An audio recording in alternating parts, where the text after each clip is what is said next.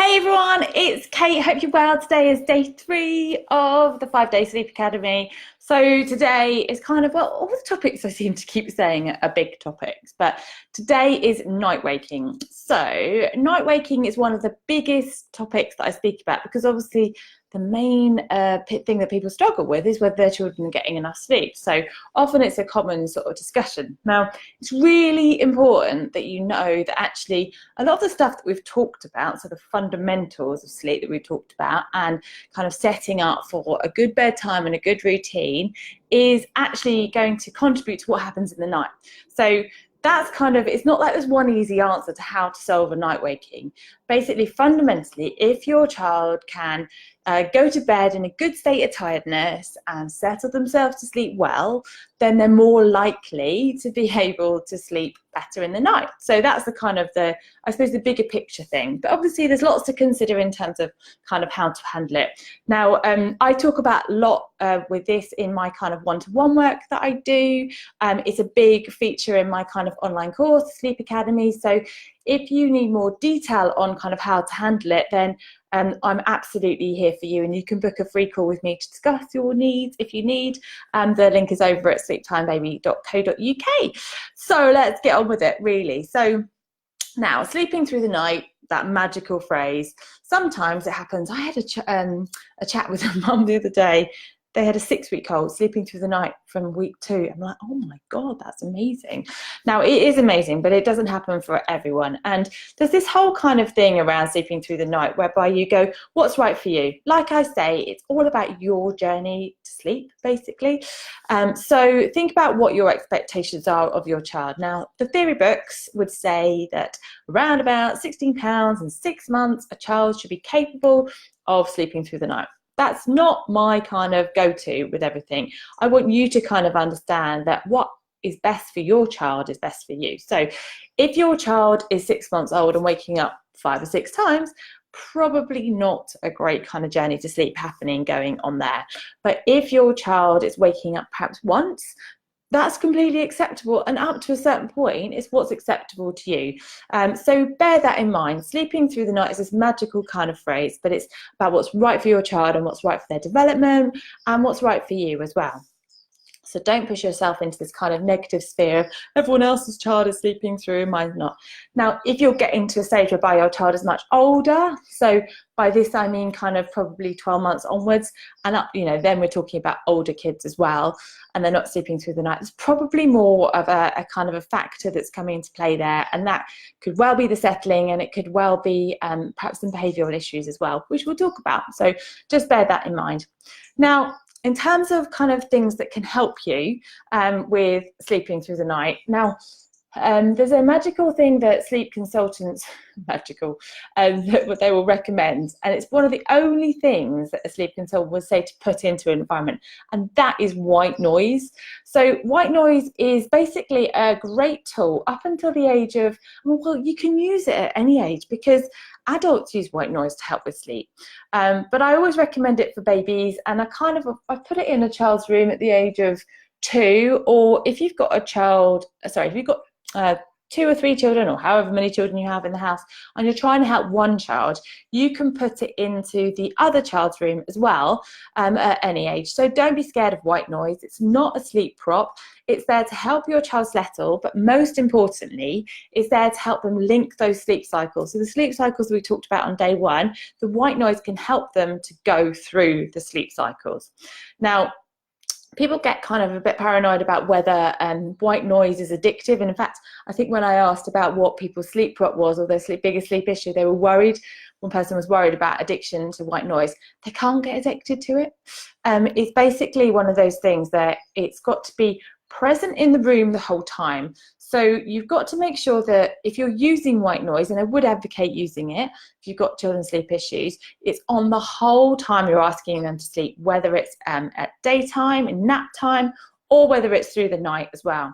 Have it on the whole time. So any of these magical sheep or owls, I'm not going to name any names, that are great but go off after a certain time, they're not brilliant in terms of that longevity of sleep. They might be good at getting them to settle, but white noise should be constant through any kind of sleep environment. So you can use an untuned radio, you can use an old device.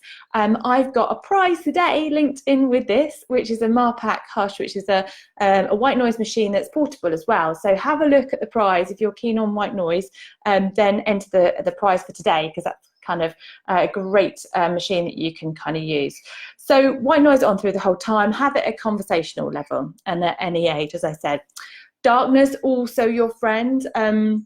Last time I did this, I gave away a kind of a Grow travel blind, and they're awesome because they can be popped up to cover kind of daytime darkness. You want the room to be about, at night time, about an 8 or 9 level of darkness, and in the daytime as dark as you can get it.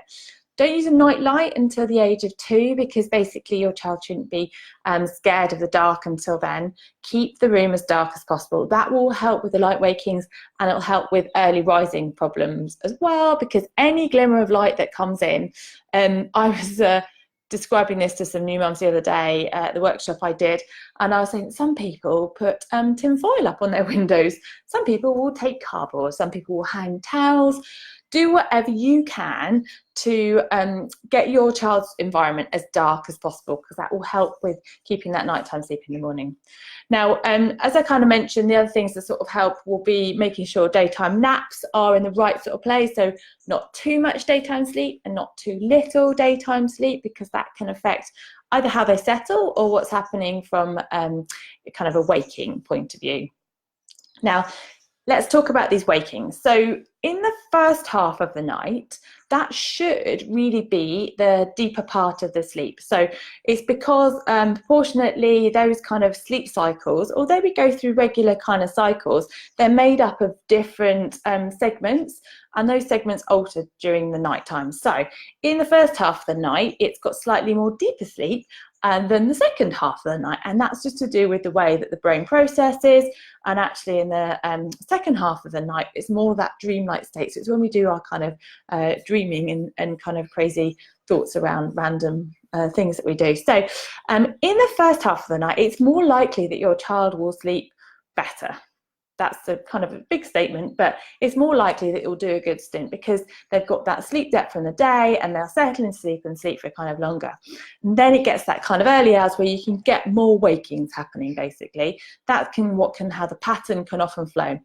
Now, if you do have a child that kind of wakes up quite quickly after going down, in younger children, that could be potentially down to kind of a wind issue. So you might want to consider whether they fully winded before they've gone down, just because that can cause them to kind of wake. That can also be a sign of overtiredness if they go down and wake up quite quickly. So that's within sort of about half an hour to an hour, and that can cause them to kind of wake.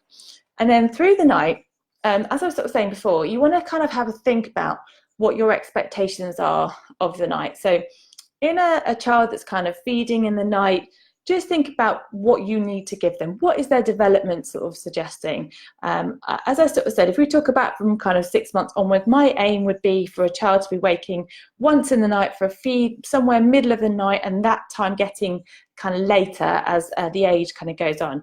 From about 9 months is when I start to sort of go, we really need to start thinking about this child sleeping perhaps for a longer period of time, and maybe kind of sleeping through, but it does become your kind of journey. So why could they wake? So the biggest thing that normally a child will wake for is comfort to go back to sleep. So that could be linked in with the self-settling that we talked about yesterday. So if your child's got all this help to kind of go to sleep and they're waking up frequently, it's possible that what they're doing is waking up looking for that comfort to go back to sleep. So the easiest way to address that is to change the way that they fall asleep. So we talked about strategies for that yesterday, as I mentioned, but you can encourage them to settle well, and then hopefully what they'll be able to do is then link more sleep cycles, or at the very least, when they do wake up, they can be easier to kind of settle as they kind of go through the night. So that's the kind of the big thing to kind of consider. Now, if you've got a child that's feeding a lot in the night and you want to kind of cut that down, you might want to think about whether these feeds are for comfort or whether they're actually definitive needs. Now, people will often say to me, oh, but my child wakes up and they take a full feed or they feed for ages.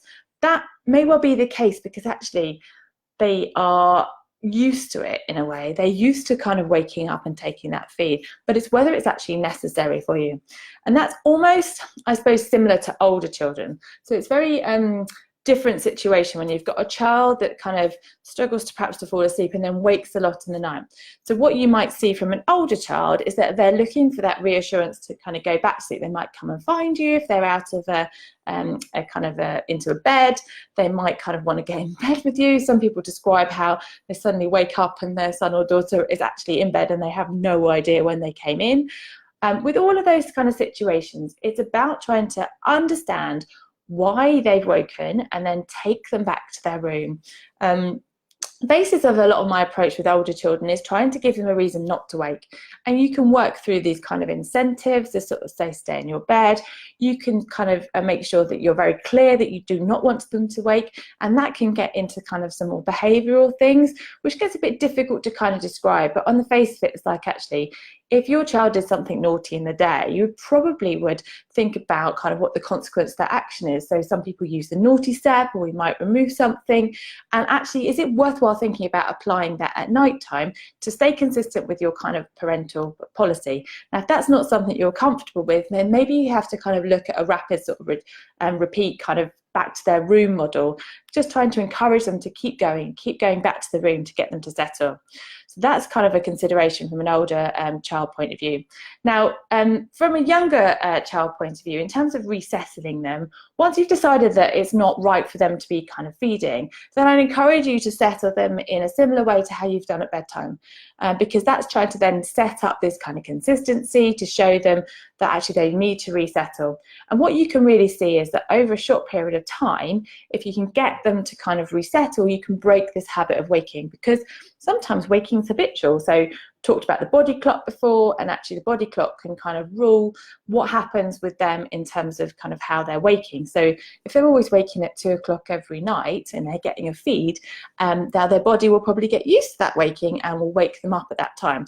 Now, if you've determined that they don't need that feed, then it's about trying to manage that feed out. You can cut the feed down either by reducing the amount, or you could reduce the amount of time that they're kind of feeding for from a breastfeeding point of view, just to kind of wean them off over a couple of nights and then go through to kind of resettle. All of those things are kind of possibilities in terms of how to kind of get your child to settle. But I suppose the thing with kind of night wakings is about trying to be consistent. My advice, which can get a bit contentious sometimes, is not to rush straight to your child unless they've come to you if they're in a bed. But if your child's kind of crying out and you are kind of lying there thinking, oh God, right, here we go, you want to give them a couple of minutes. Now, some sleep consultants will talk about 10 minutes, which I feel is quite a long time. So if you want to kind of just wait 2 or 3 minutes, maybe 5 minutes, and just see if they'll resettle, you'll get a sense of whether that cry is going up or whether it's coming down again. So it's not ages. We're just trying to break an association between waking up, calling out, and getting kind of attention. Now, the thing about if you apply that kind of strategy in combination with kind of the self-settling approach, is that sometimes children will actually be able to kind of resettle themselves within that time. So it's really worthwhile kind of waiting a couple of minutes, maybe a bit longer if you can, before you kind of attend to your child. It's sort of a bit of a trick that you can kind of employ. If you've got another child in the house, often people worry about waking that child. The consideration there is that most of the time they just don't wake, especially if they're good sleepers. So I wouldn't really worry too much about that either. So that's kind of how to handle those night wakings. Just a couple of other kind of thoughts. From an older child point of view, I would try and keep them in the cot until about 2.5. The reason for that is that cots are great in terms of creating a safe sleep environment and also being able to kind of keep them in that space. So before the age of about 2.5, they don't really understand that kind of freedom. So it's better to keep them in there as long as possible. However, your hand is forced if they're jumping out of the cot, then maybe you want to kind of consider that it's time to perhaps change because you want to kind of keep it safe. Now we'll talk a bit about kind of other considerations for nighttime in terms of night terrors and nightmares when we sort of go on to the kind of the extra topics perhaps on Friday. But that's really it for today. I've kind of gone on a bit longer than I was aiming to, about 15 minutes. So thank you for those of you who've watched it. And if you're watching it on repeat, then I hope it all kind of makes sense. We're going to be running a Q&A at the end of the week, so I'll start asking about questions soon. But that's my topic around night wakings. I say it's a bit of a difficult one, but hopefully that gives you a kind of an idea of how to handle it and what kind of might contribute to them and give you a journey to improve your sleep. I will see you tomorrow. Don't forget to enter the competitions. They're live all week, and have a lovely afternoon in the sunshine. Take care. Bye bye.